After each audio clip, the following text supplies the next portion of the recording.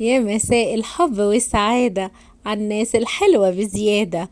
النهاردة جاي أعمل لكم كيكة شوكولاتة حلوة خالص، خطيرة خطيرة خطيرة، مليانة صوص شوكولاتة. ولا ايه؟ الشوكولات شيبس اللي جواها سايحة خالص، مخلياها جوسي خالص.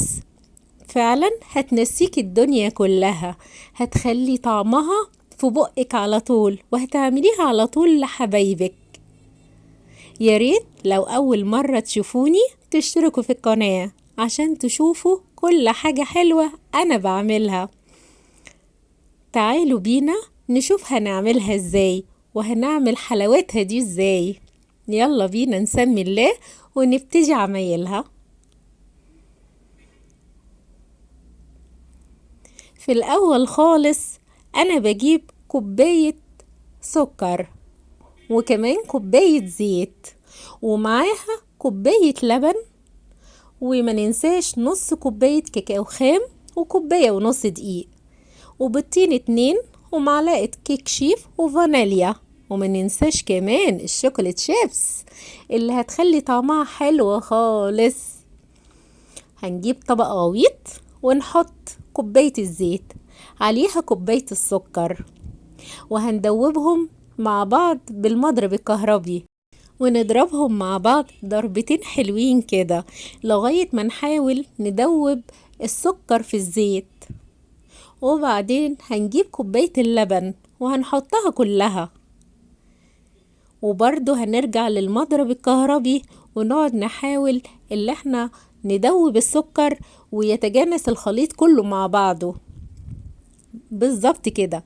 هيجي دور نص كوباية الكاكاو الخام ونحطها كلها، ونضرب الخليط كله بالمضرب الكهربي علشان يتجانس ويتحول للمنظر اللي انتوا شايفينه ده. صوص شوكولات حلو خالص، كريمي وجوسي جوسي يا جماعة، حلو قوي وطعمه جميل، هيحبوه الأطفال موت. الخليط ده هناخد منه كوباية، كوباية الا ربع، انتي وراحتك على حسب ما انتي عايزة تغرقي الكيكة الصوص الشوكولاتة.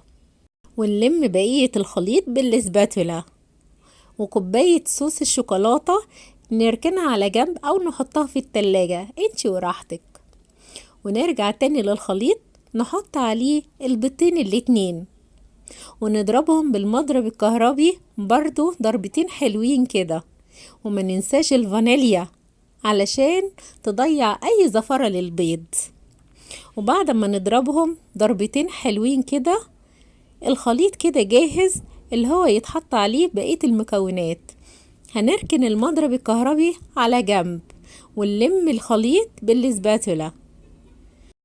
ودلوقتي هيجي دور الدقيق، هننخله كويس علشان ما يبقاش فيه اي كلكعة او اي تكتلات، ونحط عليه معلقة الكيك شيف برضه هننخلها معاه عشان الخليط كله يتجانس مع بعضه.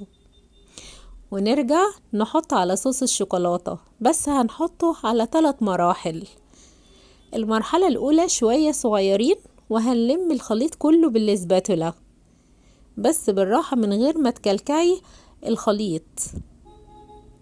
والمرة التانية برضو هنحط شوية صغيرين وهنلم بالسباتولا بس في اتجاه واحد، يا ريت حاولي انه في اتجاه واحد عشان الخليط ما يكلكعش معاكي. وبس المرحلة الأخيرة نحط الدقيق كله ونلمه بالسباتولا لغاية ما يتجانس الخليط كله. وهجيب الصينية بتاعتي وادهنها شوية زيت واحط عليها ورق الزبدة. ممكن اللي انت ما تحطيش ورقة الزبدة، بس الصينية بتاعتي خفت انها تلزق فيها الكيكة لانها ألمنيوم ومش تيفال يعني، انت وراحتك. وبعدين هنحط الخليط كله في الصينية. شايفين؟ حلوة خالص، قوامها حلوة قوي وكريمي. وبعدين الشوكولات شيبس هنحط كمية حلوين كده فوق منها، دي هتخليها طعمها حلو خالص، اما تدخل الفرن ويتسيح هتبقى حلوة خالص. ونحرك جواها كده عصاية الشيش طاووق عشان لو فيها اي هوا يخرج منها، ونروح نحطها في الفرن. بسم الله ما شاء الله، اما خرجت من الفرن تحفة رهيبة يا جماعة. وهختبرها بعصاية الشيش طاووق علشان اعرف انها استوت وما فيهاش اي عجين من جوه. وهشيل الورقة بتاعة الزبدة وانقلها في صينية تانية. شلتها خلاص. الله ما شاء الله، تتاكل كده على فكرة، تحفة على فكرة. يجي دلوقتي دور صوص الشوكولاتة. انا هحطه كده كله على الكيكة. على فكرة انا حاطة صوص الشوكولاتة على الكيكة وهي سخنة، لان انا عايزاها تتشرب الصوص كله. ممكن انتي لو مش عايزاه اللي هو يتشرب ويبقى باين، تسيب الكيكة لغاية ما تبرد. بس بصراحة انا عايزاها غرقانة بصوص الشوكولاتة عشان تبقى طرية وجوسي وحلوة. الولاد كانوا طالبينها كده. بعد ما سبتها شوية ما شاء الله ده شربت الصوص كله. حلوة خالص. انا بصراحة ما كانش عندي كريمة بيضة، فعملت ايه عشان ازوقها؟ عملت شوية مهلبية صغيرين، وقلت اما ازوقها عليها كده بحيث ان ايه يعني تعمل منظر. هي كانت سايحة بصراحة، بس عملت منظر حلو برضه وبجد وطعمه خطير. وبعصاية الشيش طاووق نحاول اللي احنا نعمل شكل ومنظر حلو كده، بحيث المهلبية تتجانس مع صوص الشوكولاتة. شفتوا حلوة ازاي؟ بس بسرعة لانها سايحة خالص. هي المفروض كانت تتحط في التلاجة شوية او اسيبها انها تبرد، بس اعمل ايه؟ الاولاد مستعجلين عايزين ياكلوها بسرعة. وجبت بقى شوية شوكولاتة على الوش، زوقتها بيها.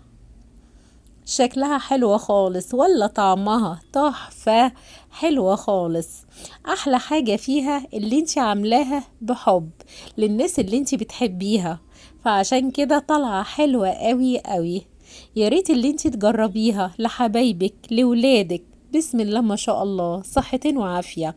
بجد هتعجبك قوي قوي قوي. والاولاد مش هيبطلوا ان يطلبوها منك اللي انتي تعمليها لهم، وحبايبك برضو. استنوني مع مطبخ كوكي وأكلة جديدة وحلويات حلوة جديدة إن شاء الله. وياريت اللي انتوا تشتركوا في القناة وتعملوا لايك. بألف هنا وصحة.